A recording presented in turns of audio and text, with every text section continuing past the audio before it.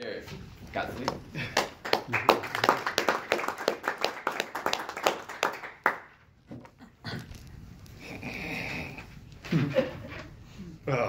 Sorry, I missed my nap.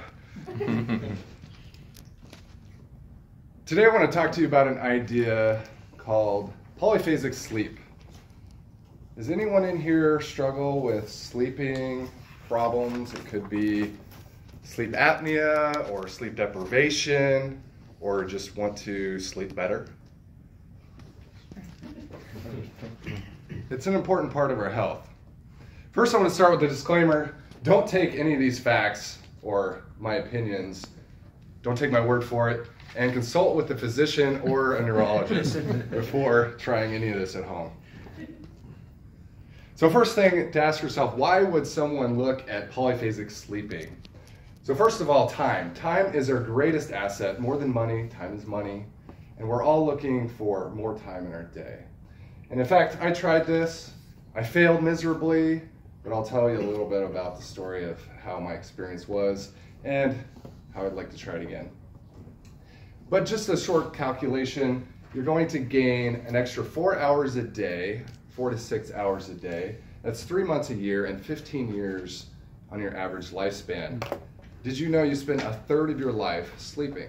So some people might want to hack their sleeping to get more productivity. And this is actually not a well-known researched area, but it's becoming more popular with a lot more research on the internet, and people in Silicon Valley are trying to be more productive. Another benefit is energy. They say that you're more creative because you're constantly active at all hours of the day. More peacefulness.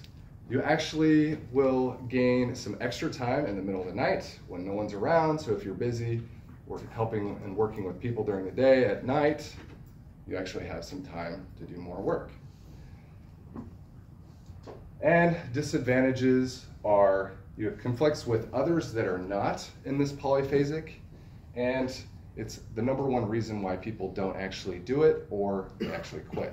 So why don't I explain? Polyphasic is actually poly meaning many and phasic meaning sleep stages. So it could be anywhere from 2 to 6 sleeping patterns in a day, where mono, meaning single, is 1 sleep at night, which is most common. So you might have heard of this. Here's some examples. So biphasic, this is actually common in other cultures. Latin America, Mediterranean, South European, they actually do 4 or 5 hours at night, and then they have a siesta, 90-minute nap after lunch.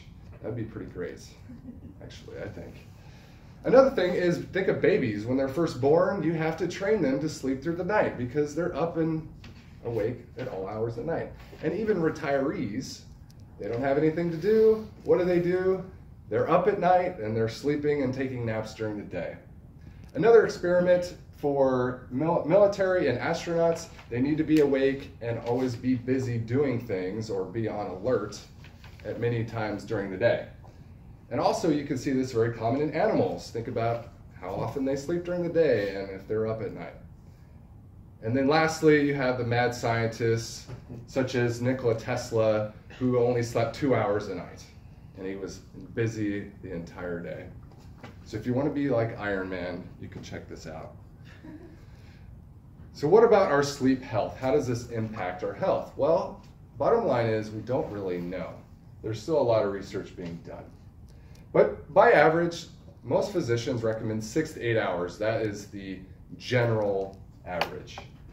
A couple areas, if you suffer from sleep deprivation, that is actually completely different. That is just insomnia where you're not getting enough sleep or you're inconsistent. So you may get 1 hour one night, you may get 4 hours the next night. It's very inconsistent. And sleep apnea, that is a blockage in your breathing. And so these are something you can consider. And then also, the idea of polyphasic is that you actually skip the light sleeping pattern. So with monophasic, you are actually taking a while to go into a deep sleep and then into REM. Whereas polyphasic, you actually train your brain to go directly into REM cycles. And with 6 naps a day, you actually train yourself to go directly into REM. You're getting the same number of REMs. That's the idea of why you're actually able to get the same quality sleep. And then another couple ideas to try is one is your smartwatch. And I actually use an app called Auto Sleep, and it actually detects your sleep by detecting your heart rate. So when you're actually in a deep sleep, your heart rate goes completely down, and it can detect what sleep cycle you're in. And then you can look at historical data and say, oh yeah, how much sleep am I getting? Am I getting the right amount? And the other idea is this is similar to breaking up your meals to many times a day. My wife actually says I eat like a hobbit, 7 meals a day. So that's the idea. And another couple ideas to actually get better at this is train yourself. So a lot of us, when we go to sleep, we have a million thoughts going through our mind, and we can't shut it off. So if you meditate and you tell yourself to get these thoughts out of your mind, you'll fall directly to sleep, enhancing your sleep quality.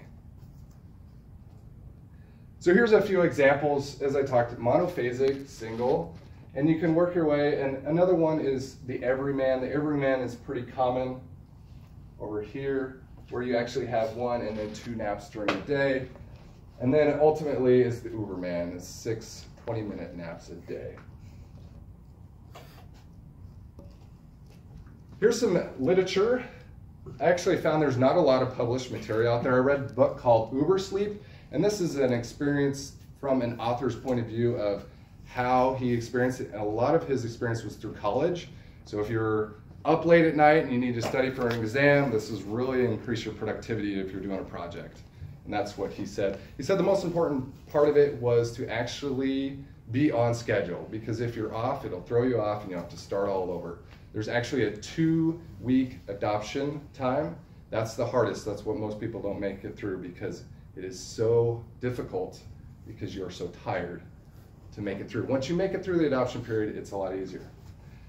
Of course, my favorite, I'm a YouTube junkie. You can get a ton of stuff on YouTube. And probably the most is blogs, if you Google for those. It's really not intensive research, but if you gather all the information, you can make your own conclusion. So the bottom line is, this is not easy. Like I said, I failed, but it was an experiment because I wanted to try to get more productivity. And the hardest part was waking up. So if you think of yourself, can I wake up at 4 a.m. every day? Well, you can maybe for a week or two, but then you start asking yourself why. And then you start to sleep in. So what happens is you have to be purposely busy in your mind to make it through, because you're going to have an extra 4 or 5 hours during the day. So what else are you going to be doing? And then also, how is your energy levels? Are you full of energy, or are you drained of energy? Because if you're drained of energy, chances are you're not going to have enough energy to support you in those extra hours. So in conclusion, if your boss asks you, where have you been? Tell them you've been the Uber man and you've been taking your nap. Mr. Toastmaster.